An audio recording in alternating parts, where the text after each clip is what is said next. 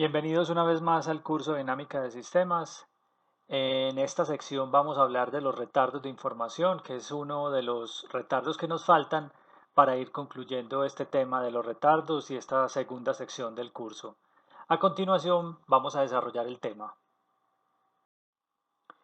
Bueno, los retardos de información podríamos empezar a explicarlos teniendo en cuenta el siguiente ejemplo. Todos hemos jugado este juego, espero, y si no, pues los invito a que lo jueguen.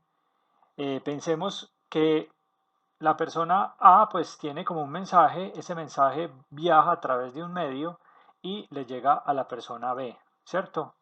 Entonces ahí lo que sucedió, si nosotros vemos, es que ese mensaje se toma un tiempo para viajar por ese medio y le llega al otro interlocutor. En términos cartesianos, nosotros lo podríamos explicar así. Es como que en el tiempo cero hubo un mensaje y ese mensaje viaja cierto tiempo y llega todo el mensaje al otro lado, ¿cierto? Pero imaginemos, por ejemplo, que ese mensaje no llega todo al mismo tiempo. ¿Cómo se vería eso desde un punto de vista, digamos, fotográfico? Lo podríamos ver de esta manera. Ustedes saben que la información se puede medir en bits, ¿cierto? Entonces, en esta parte de acá, digamos, todo el mensaje que es el sol llegó al otro lado, ¿cierto? Llegó. Pero miremos, por ejemplo, esta situación. Aquí ustedes van a ver una foto de una niña, o sea, muchas veces ustedes han visto que cuando uno está bajando imágenes en internet, al principio se ven así. ¿Eso por qué? Porque hay un retardo de la información. La información no llega inmediatamente como llega de esta forma, si la velocidad no es muy alta, ¿cierto? Primero tenemos esa imagen, después se va viendo un poco más clara y finalmente se ve completamente clara, ¿cierto? Y eso se da de esta manera, o sea, inicialmente se manda el mensaje y después empieza un proceso de llegar la información. Si ahí hay un retardo, entonces lo que nosotros vamos a tener al principio es como una imagen borrosa de ese sol, eso es lo primero que empieza a llegar. Lo que estamos mostrando en la parte de abajo es la forma o la distribución como va llegando, como se va completando, digamos, la imagen, ¿cierto? Inicialmente llega pues de esta manera, entonces nosotros lo que vemos es una forma borrosa, va cogiendo de pronto un poco más de fuerza, ahí ya se está empezando a ver que tiene esa imagen puntas, aquí ya podemos ver que se empieza a ver mucho más nítido, aquí un poco más y definitivamente al último llega de una manera muy nítida. Entonces esa es la manera, ¿cierto? Se manda la imagen y la forma como llega la imagen en el tiempo constituye un retardo de información, ¿sí? Esa es la forma como de explicar qué sería un retardo de información. Al principio empieza a llegar información de la imagen o información del mensaje como tal, porque pues en este momento tomé como ejemplo el mensaje, pero pues ustedes pueden tener como eh, conversaciones, otro tipo de cosas, vamos a ver más adelante eso, y esta es la forma en que va llegando la información hasta que finalmente es nítida. También la información puede tener otra distribución, por ejemplo en este caso llegó de esta manera, pero puede tener la forma de S, ¿cierto? O puede tener una forma vertical. Eso lo vamos a explicar más adelante. Bueno, dado este escenario, miren que ese escenario que se ve un poco abstracto, eso nos ha pasado. Cuando nosotros estamos conociendo a una persona, más o menos la situación es parecida, ¿cierto? Inicialmente la persona, pues como que tenemos la visión de la persona, pero a medida que va pasando el tiempo nos vamos haciendo una imagen de esa persona hasta que finalmente pues nos hacemos la imagen que es, ¿cierto? Si la logramos conocer completamente. Pero ese ejemplo es aplicable, ¿cierto? Ese tiempo que se toma uno para realmente darse cuenta quién es la persona, pues tiene todas estas fases y hay un proceso de retardo de información. Lo mismo aprender a tocar un instrumento, ¿cierto? Cuando uno está aprendiendo a tocar un instrumento es una información que se está captando en el cerebro y al principio es así, tocamos mal, desafinado, hasta que después tocamos muy bien. Lo mismo adaptarse en la universidad. Cuando uno es primíparo en la universidad, pues comete muchos errores, no sabe nada, pero ya después se va adaptando. Y así sucesivamente, adaptarse a un trabajo y en general adaptarse a nueva información. Cada vez que nosotros pues tenemos nueva información, es muy posible que suceda todo este proceso, ¿cierto? Es muy difícil que nosotros tengamos la información acá y que inmediatamente pasemos acá. Usualmente tenemos un retardo de información. Bien, una cosa interesante de eso es que muchas veces nosotros ni siquiera sabemos, por ejemplo, cuando nosotros empezamos a ver esto, nosotros es lo primero que vemos. O sea que nosotros no sabemos incluso si esta es la realidad, ¿cierto? Yo podría pensar inicialmente que esta es la realidad, que lo que estoy viendo es esto. A medida que va pasando el tiempo, pues la cosa se puede volver un poco más nítida hasta que llegue hasta acá. Pero si es la primera vez que me mandan información y yo veo esto, pues entonces yo estoy creyendo que esto es finalmente esto y no lo es. Y con eso yo tomo decisiones. Y esas decisiones pueden ser equivocadas porque estoy tomando decisiones con respecto a un objeto que no es, comparado, por ejemplo, con este, que es el elemento que es más nítido. Por eso, digamos, es importante tener en cuenta estos retardos de información, porque si yo tomo decisiones cuando no las debería tomar, pues entonces voy a cometer errores. Y eso es lo que sucede. Finalmente, pues todas esas decisiones que nosotros tomamos y que nos permiten, digamos, estrellarnos con la realidad, constituyen, por ejemplo, ese proceso de aprendizaje. Bueno, en dinámica de sistemas se usan los retardos de información de dos maneras. La primera forma es como un suavizado de señales. Ustedes me dirán, ¿qué es eso? Ya les voy a explicar qué es eso. Pero básicamente responde a lo mismo que les he mostrado. Y lo segundo, en un arquetipo o una forma de trabajar que se conoce como búsqueda de meta. Vamos entonces a ver primero el suavizado de señales. Entonces, uno de los elementos importantes para el suavizado de señales es el modelamiento de demandas. Y veámoslo con este ejemplo. Entonces, ¿qué tenemos acá? Acá tenemos un inventario, ¿cierto? Aquí hay una demanda real, ¿cierto? Esa demanda real genera una demanda esperada, ¿cierto? Con esa demanda esperada nosotros calculamos una producción deseada.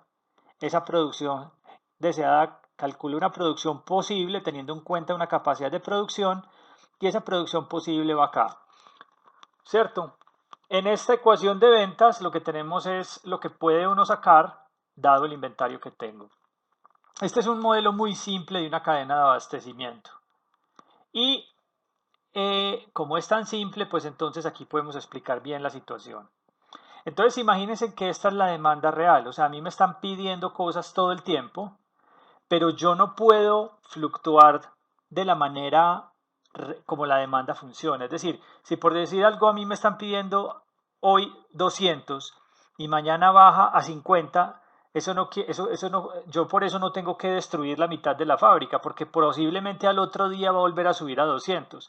Entonces esa demanda real, esa demanda que me está llegando, pasa este proceso, ¿cierto? Yo al principio creo que es una cosa, después me voy dando cuenta que es otra cosa, después me voy dando cuenta que es otra cosa, hasta que ya después de un tiempo yo me voy a dar cuenta efectivamente cómo se comporta la demanda, ¿cierto? Miremos esto de esta manera. En la línea roja nosotros tenemos la demanda real, ¿cierto?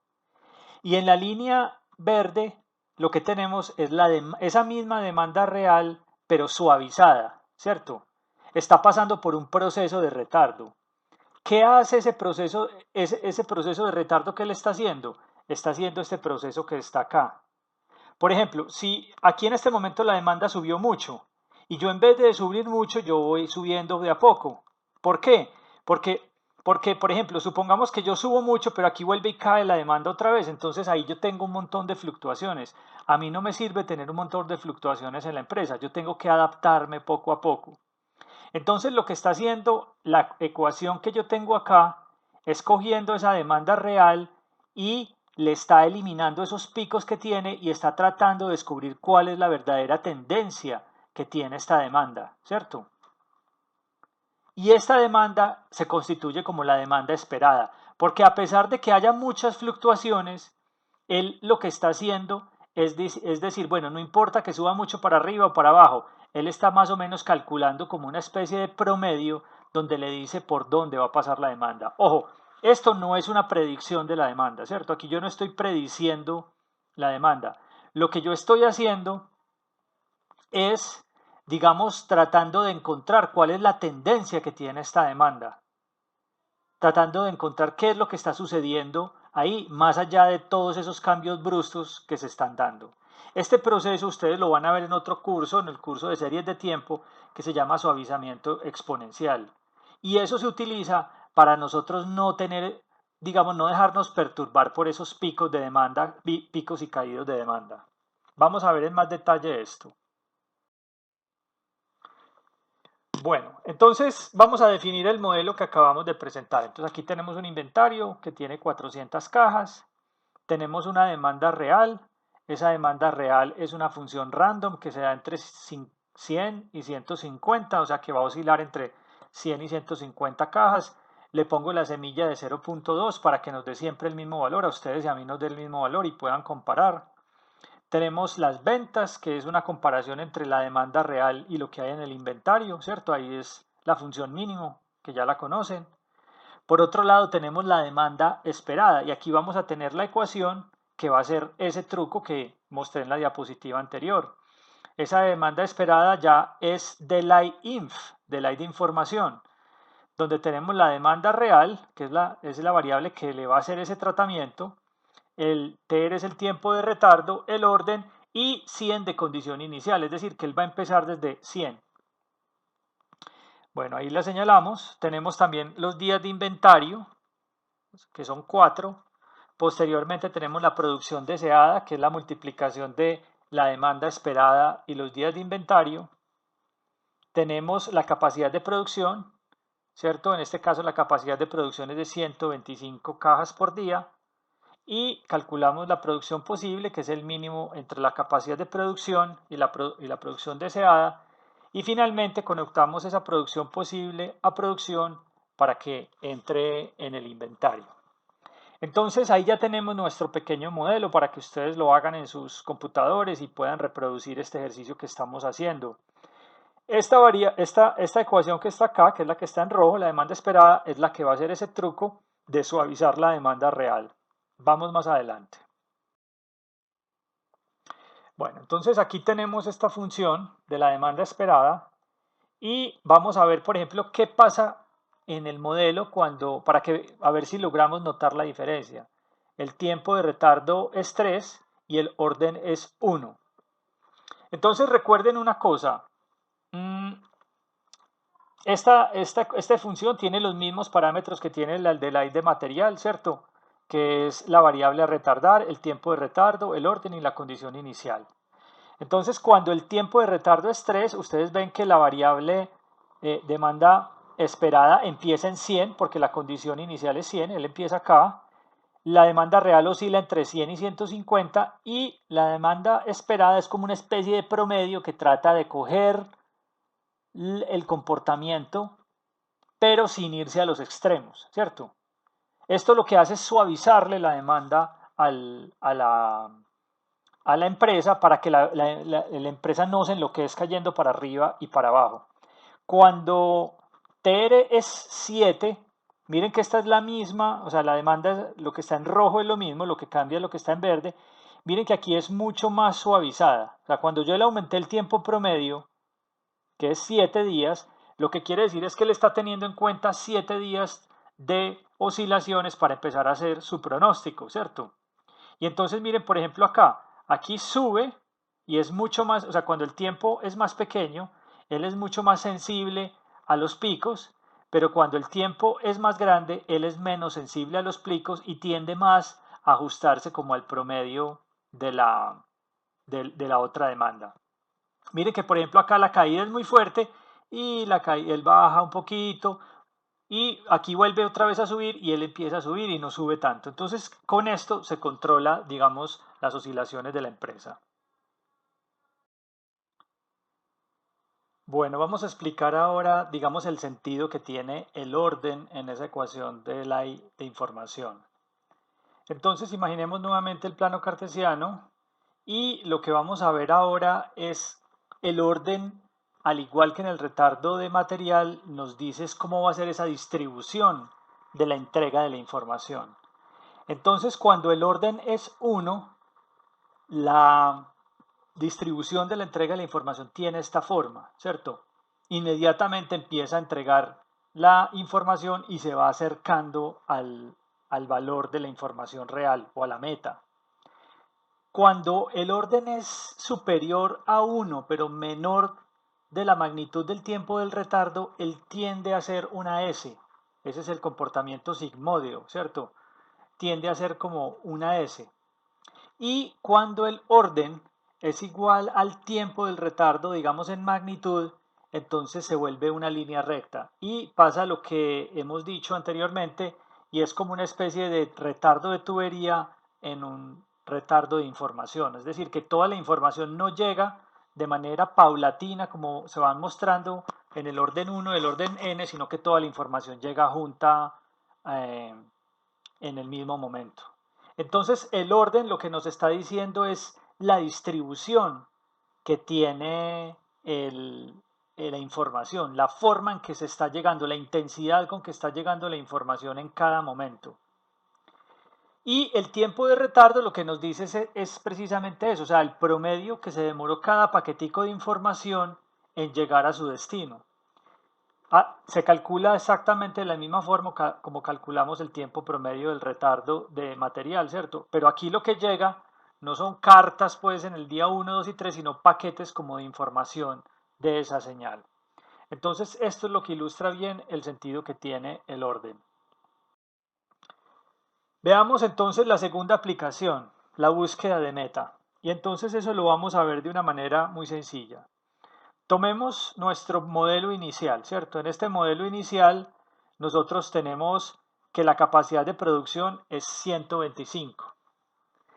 Ojo, en este modelo, digamos, acá yo voy a hacer una utilización de la de información, pero de una manera diferente, o sea, como búsqueda de meta. Aquí yo lo estoy usando de la manera que ya mostramos, como un procesamiento de la señal de la demanda real. Pero aquí lo vamos a utilizar de otra manera. Entonces, inicialmente esto es una constante, pero supongamos que yo no quiero que esto sea una constante todo el tiempo. Supongamos que yo quiero que mi capacidad de producción vaya creciendo, alcance una meta, que no se quede en 125, sino que suba, por ejemplo, a 150. ¿Qué debo hacer? Y que suba siguiendo una distribución. Entonces miremos qué debo hacer. Lo primero es cambiar esa constante por, por una variable auxiliar y le vamos a pegar un parámetro que se va a llamar capacidad de producción deseada o meta. Y esa capacidad de producción deseada o meta va a ser 150 cajas sobre día. O sea, va a empezar en 125, pero va a subir a 150 con una distribución. O sea, no va a llegar inmediatamente, sino con una distribución. Si nosotros, bueno, esta es la ecuación. Primero ponemos el parámetro, que empieza con 150 y posteriormente hacemos el retardo de información. Entonces aquí tiene la demanda real, aquí yo voy a retardar esto 15 días, es decir, que yo quiero que en 15 días el retardo me pase de 125 a 150, teniendo una distribución que está dada por el orden. ¿Sí lo ven? Entonces va a suceder lo siguiente. Si nosotros tenemos esta ecuación, miremos lo siguiente. Cuando el orden es 1, entonces él lo que va a hacer es que va a pasar de este valor acá, va a ser 125 y esta es la forma en que él se va a acercar a 150, o sea, va a alcanzar la meta y por eso se llama búsqueda de meta. Entonces él empieza en 125 y se va ajustando poco a poco, poco a poco, hasta que llega a 150 y permanece en 150 a menos que este valor de acá cambie. Ahora, supongamos que yo le cambie, ya no es orden 1, sino que sea orden 2 o orden 7. ¿Sí? En orden 7 tiene el comportamiento de una S, que yo les decía, a partir de 1 hasta antes del valor igual al tiempo del retardo, él va a tener un comportamiento de S. Es decir, que miren que aquí empezó en 125 y de 125 se va a ir hasta 150, ¿cierto? Pero se va a ir de qué forma? Diferente a esta forma como se fue acá. Se va a ir de esta forma. ¿De qué depende el orden? Pues yo escojo el orden, ¿cierto? Si yo quiero que, que mi, que mi ajuste se empiece a dar en el primer momento en el que yo quiero, pues en el primer momento, pues yo pongo orden 1, pero si yo quiero que, por ejemplo, mi ajuste espere, por ejemplo, miren que acá inicialmente los primeros 7 periodos no hace nada, o sea, no crece nada, y a partir del periodo 7 le empieza a crecer y va creciendo y va creciendo, y aquí se va ajustando, pues esa sería mi decisión. O sea, eso depende del modelador y de que esté modelando una situación que sea realista, ¿cierto? Muy probablemente esto se parece más a la realidad. Esto puede ser también, por ejemplo, un proyecto, un porcentaje de ejecución de un proyecto. Si esto es el 0 y este es el 100%, pues inicialmente eso no se ve nada mientras la gente hace los papeles y todos los contratos, pero ya después empieza a haber operación. O sea, ustedes también podrían modelar eso. Y cuando nosotros tenemos que el orden es 15 y el orden es igual al tiempo de retardo, aquí sucede lo mismo que sucede en el retardo de tubería. Es decir, aquí lo que hace es que espera 15 días y ¡pum! Hace el salto y pasa a 150. Entonces aquí lo que yo estoy haciendo es esperando. Bueno, entonces estos son los dos usos que tiene el delay de información. En resumen, tenemos lo siguiente.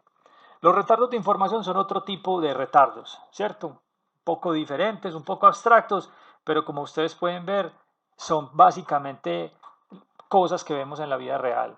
Los retardos de información simulan el proceso de adquisición de información, ¿cierto? Por un lado. Y se usan para suavizar series de tiempo, para procesar señales, para que, digamos, él no se confunda. Se usan para modelar también procesos de logro de metas de manera gradual. Esa es otra aplicación que tiene el retardo de información. Y bien, básicamente eso es todo lo que tenía para decirles. Espero que haya sido claro para ustedes. En otra sesión discutiremos otro tipo de retardo. Muchas gracias.